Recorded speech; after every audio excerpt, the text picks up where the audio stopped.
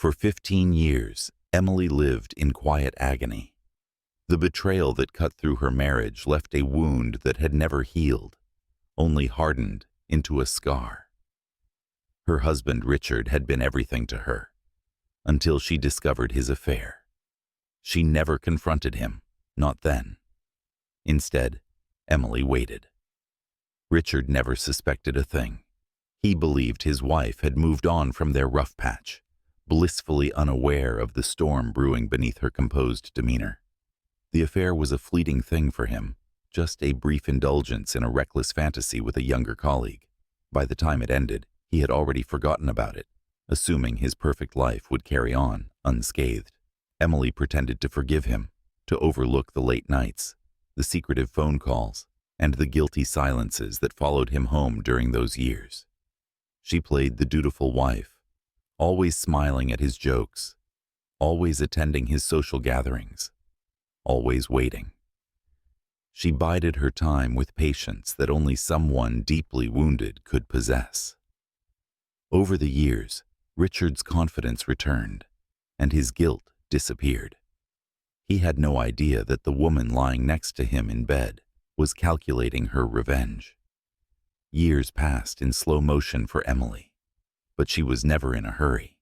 She studied every detail of Richard's life, from his habits to his routines. She knew how he liked his coffee in the mornings and the precise time he left for work.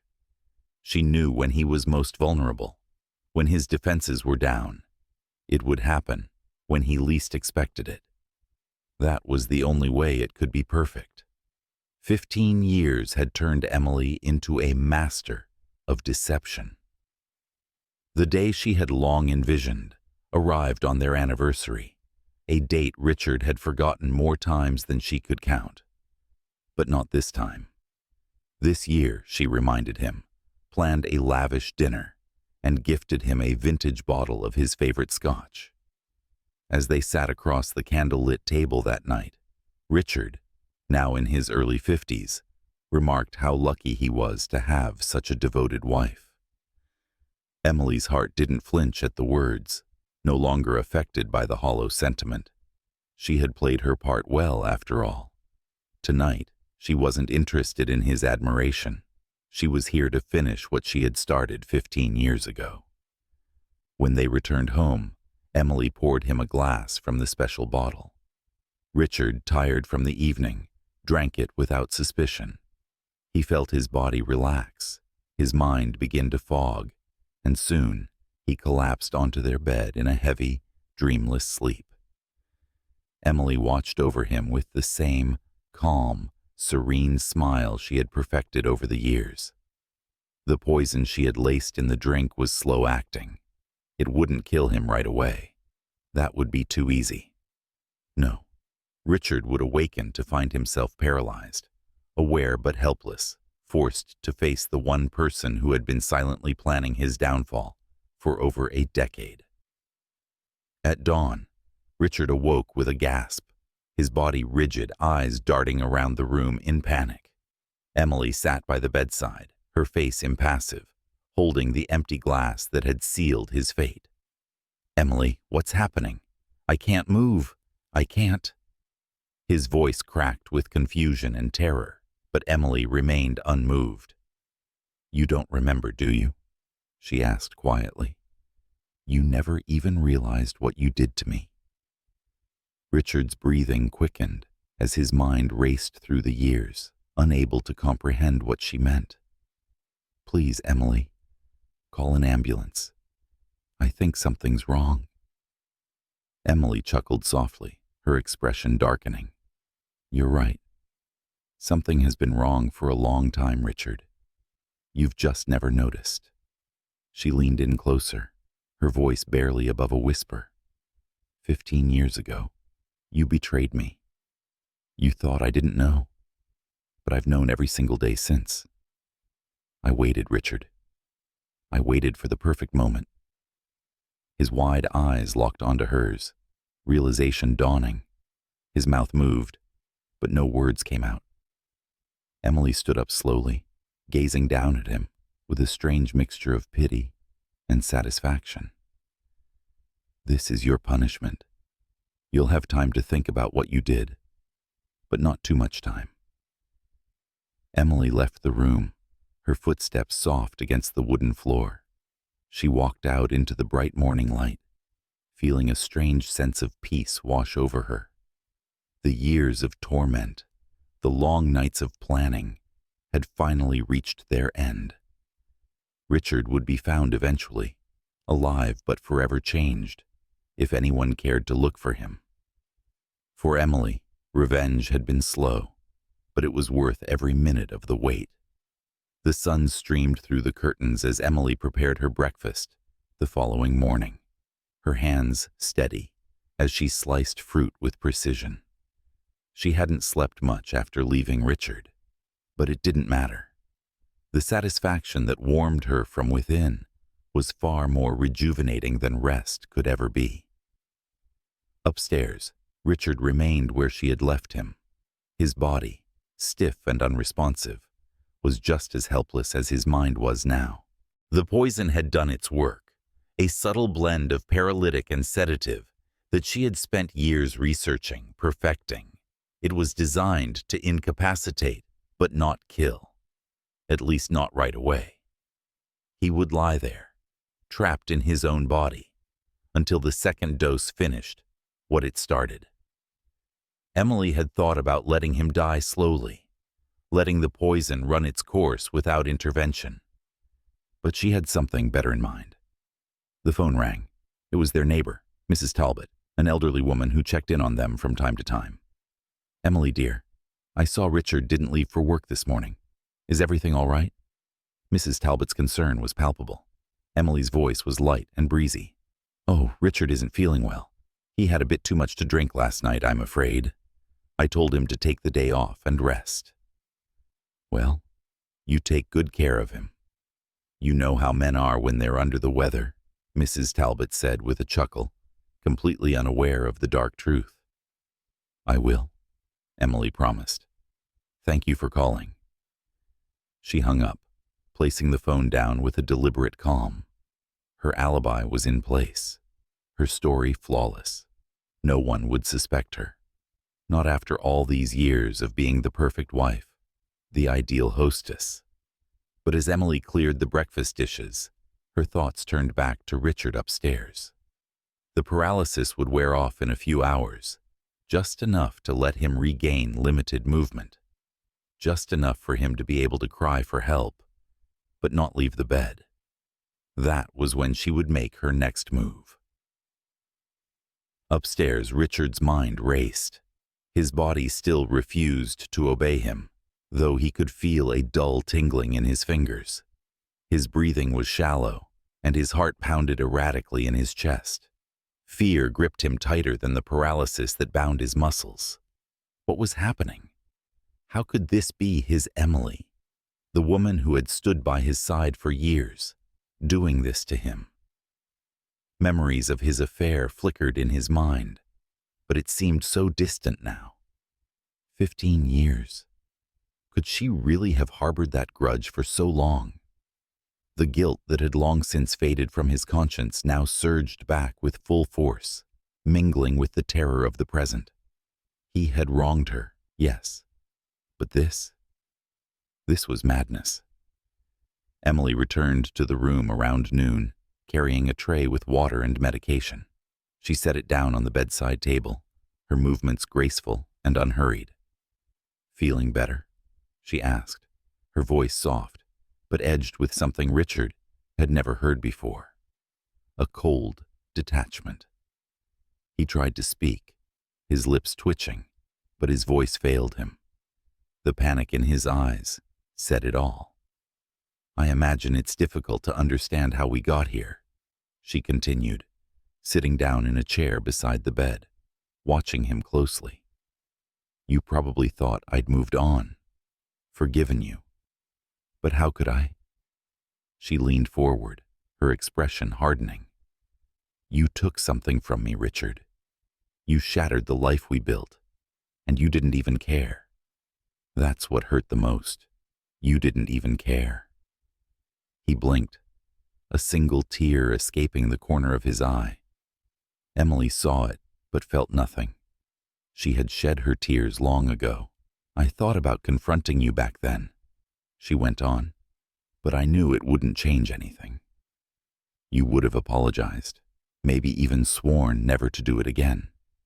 But that wouldn't have made the pain go away. I needed more than your words." Her gaze drifted to the glass of water on the tray, then back to Richard. "So I waited. I waited until the time was right, until I had everything in place. Do you know how hard it was, pretending all these years, pretending I still loved you? But it was worth it, because now you'll feel what I felt." Richard's body began to tremble slightly as the paralysis started to loosen its grip. His lips parted, and a strained sound emerged, barely audible. Please." She shook her head, rising from her chair. "No, there's no please anymore. You had your chance for mercy, and you squandered it." Emily walked to the dresser, pulling open the drawer to reveal a small syringe. She held it up to the light, watching the liquid glint in the sun. It was the final dose. This time, it would end his suffering, just as she had planned from the beginning. She approached the bed, her expression unreadable. "This is how it ends," she whispered, sitting beside him once more, syringe in hand. "You took my life from me, Richard. Now, I'm taking yours." He managed to shake his head, a weak protest forming on his lips, but it was too late. Emily was already bringing the needle to his skin. The needle pressed into his arm, and as the drug began to course through his veins, Richard felt the world slipping away. His vision blurred, his body growing cold. Emily watched him as he drifted toward the inevitable, her heart as still as her hands. In his final moments, Richard tried to hold her gaze, searching for any trace of the woman he had once loved, but there was nothing left for him there, only the hollow satisfaction of a woman who had waited too long for her revenge. Emily stood up, smoothing her dress as she left the room, closing the door behind her. The house was quiet again, the storm inside finally over. She walked out into the garden, breathing in the crisp air. The years of planning, the carefully constructed lies, had come to their ultimate conclusion. For the first time in 15 years, Emily felt free. The wind stirred softly in the garden as Emily sat on the bench, staring at the flowers she had tended for years. The same hands that had nurtured life had just taken it away. The sun was setting now, casting long shadows across the lawn, but for Emily, the world felt brighter, lighter than it had in years. She thought she might feel guilt in the aftermath of Richard's death, but all she felt was relief. Inside the house, Richard's body lay still, his face locked in a final expression of shock and betrayal. It was ironic, Emily thought, that the man who had spent so much of their life deceiving her had fallen prey to her own deception in the end. His secrets had destroyed their marriage. Her secret had destroyed him. But now came the hardest part. Disappearing, becoming someone else, someone free from the life she had lived in the shadow of Richard's betrayal. She returned inside, her mind sharp and focused. Every step had been planned. She had made sure there would be no trace of foul play. The poison, slow-acting and undetectable, would look like a heart attack. His lifestyle, stressful job, and drinking habits would all point to a sudden, tragic but natural death. The perfect end to an imperfect man. Emily walked to the bedside and removed the syringe, wrapping it in a cloth and tucking it deep into the pocket of her apron. She checked his pulse. Not that it was necessary. Richard was long gone. Satisfied with her work, she took a final look around the room. It was almost as if nothing had happened. The bed was neatly made, save for Richard's unmoving form. She straightened the pillows, wiped the bedside table, and took the empty glass downstairs, washing it thoroughly and placing it back in the cupboard. Her movements were calm, deliberate. No detail was too small. She had spent 15 years perfecting her plan, and there would be no mistakes.